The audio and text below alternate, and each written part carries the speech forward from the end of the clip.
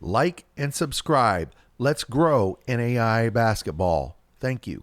Cascade Hoops Talk, bringing the world NAI basketball one podcast at a time.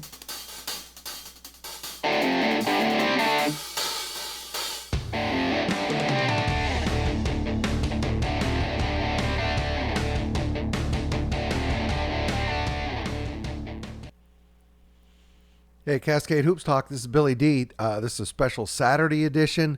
We're trying to fit in as many coach interviews as we can leading up into the playoffs. Today we have Justin Parnell. He's the head men's basketball coach of the Oregon Tech Hustlin Owls. Sorry, I don't know why that jumped ahead like that. Anyway, they'll be facing Kaiser in Orange City, Iowa on Friday. We recorded this on Friday morning just after the tournament reveal. Let's take a listen to Justin Parnell, head men's basketball coach, Oregon Tech Hustlin Owls. Cascade Hoops Talk, Billy D. Hey, I got Justin Parnell. He's the head men's basketball coach, Oregon Tech Hustlin Owls. Thanks, Justin, for being on. Thanks for having me, Bill. Well, as we speak, it's the day after the selection is revealed, the 64 teams. You know where you're going, and I want to talk about that. But before we do, last Saturday night, you went over to Caldwell, Idaho, played one of the best teams in the country. A very, very good game. You were able to beat College of Idaho in a close game there. 2,500 fans just screaming down on your guys, and they were able to hold on down the stretch. Just talk about your emotion that last 3-4 minutes of that game, seeing your guys hold on. Yeah, I mean, College of Idaho's got a great atmosphere. They always do, and a fantastic basketball team. And, we went in there, 6-8 weeks ago and didn't feel like we played real well. And, we wanted to be able to get back and give them another shot. And, as the game went on, I could see our guys getting more confident that they could compete and get that done. And I was really proud of them in the last 5 minutes. They got down 6 and, went on a 7-0 run and kind of got the lead. And just, it was probably the most mature we played down the stretch all season long, made big plays, got stops when we needed them. And, just really happy for them, to kind of break through in that building. It's really hard to win there.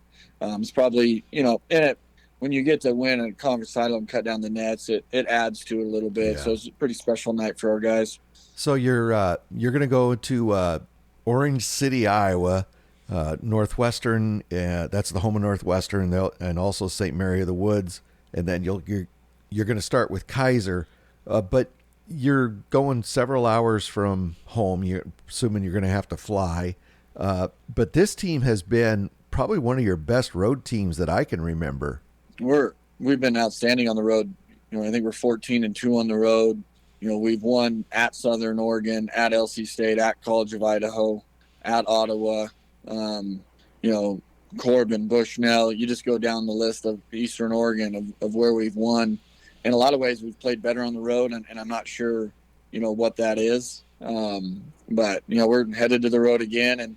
And to be honest, traveling, getting on a plane, it's not that big of a deal for us. I mean, you got to understand, you understand as well as I do. I mean, we'll go 10, 11 hours in a bus on a road trip. So, if all we got to do is get on a plane and get there at a decent time, we'll take that over a bus trip, across the snow and mountains here any day. Every basketball team is a sum of its parts, but this team this year, to me as a spectator, obviously you have a very good point guard in Guerrero, two guard in Osborne.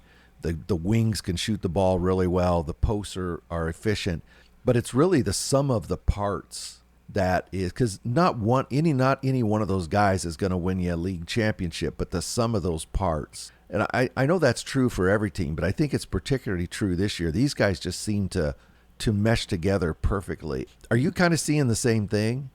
I think they're a very connected group. They're very close. And I wouldn't say we have a ton of depth, but we have enough. And you know what? We've had teams where we play 10, 11 guys, and that creates a lot of problems for the coaching staff. And, sometimes when you play 8 or 9, it becomes a little bit easier.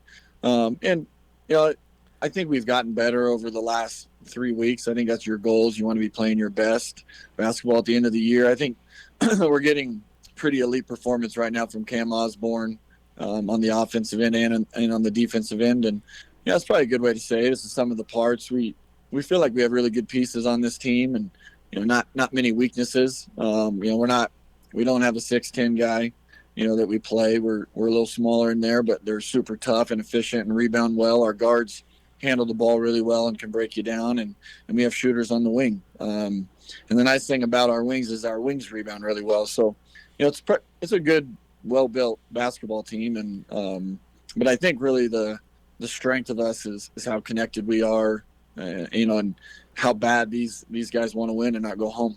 So the first round, you're going to play Kaiser, kind of a tale of two different styles. Kaiser is big, strong. You like to get out and run a little bit more. What do you see when you look at Kaiser? They're a good basketball team. Well, we've just started to look at them. We've been busy trying to book travel and get all that done, but Kaiser's very great program, historic program. Won a lot of basketball games. They're in a very good league in the Sun Conference, and played real well in that this year. Looking at it initially, I know their point guard is pretty special. Their young guard. They got a big kid who was player of the year in that league, which speaks volumes. And Yeah. They just on paper looking at them, they have a little more size and length than us at most positions. And I'm sure as we dive in, we're going to find where we can take advantage of them and they can take advantage of us. So still a long ways from having a real good idea of them, but I know it's going to be two good basketball teams playing. Yeah, I'm guessing you're going to watch a little bit of game film now that you got the travel pretty well settled, huh? Yeah, we'll dive into it pretty good. And, but I do think at the end of the day in the national tournament, you do have to lean on what you do well. And, this first game, you do have kind of a week to prepare. So you might have a better idea, but after that, you don't have much time to prepare, Yeah. and you kind of got to rely on what you do well. You look at that pod that you're going into. You're going out to Northwestern there in Orange City. Northwestern has a long, long history.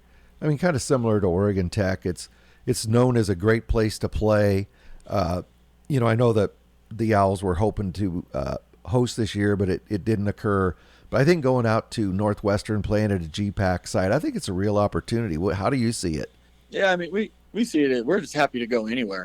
Whether Yeah. you're just happy to not be sitting at home. So, I think when you're looking at where you're going to play and whatnot, some of the things you're hoping for is just kind of a historic place with a good facility, and Northwestern, obviously a historic program and a beautiful, beautiful facility, and talking with the administrators from there, everybody's really organized, and things are set up for us pretty good. So, we're excited to be there, and hopefully we can win that first one and see if we can play for a chance to go to Kansas City. I got one more question. Last season was a bit of a disappointment. You got not a typical Oregon Tech season. You got basically the same group back this season, and they came in with a new attitude, whatever the word is, but they were determined to not drop the close games this year. How much do you think last year's disappointment fed into the success of this season? I think initially we had a little bit of a chip on our shoulder, wanting to prove ourselves, coming off of last year, and it was good to get healthy and get our guys back. And so I think initially that chip on our shoulder, kind of drove us. And then when we started to have a little bit of success, we started to believe. And it's a long year, and we had our ups and downs, but we were always able to avoid, I guess what you could say, is slipping up or a bad loss. Right. Our losses are to teams that are all in the national tournament. And but I think as we went further in the year, we started to believe that, hey, we belong, and we can make a run at this thing. And over the last few weeks, I really feel like we went to a different level with our defense and our focus. And then as we were playing in the conference title game, it just looked like the fear factor in our eyes went away of the moment. And we're just believing a little bit that, hey, we did slip up a little bit last year. We're a pretty darn good basketball team here, and let's try to take advantage of what we got in front of us.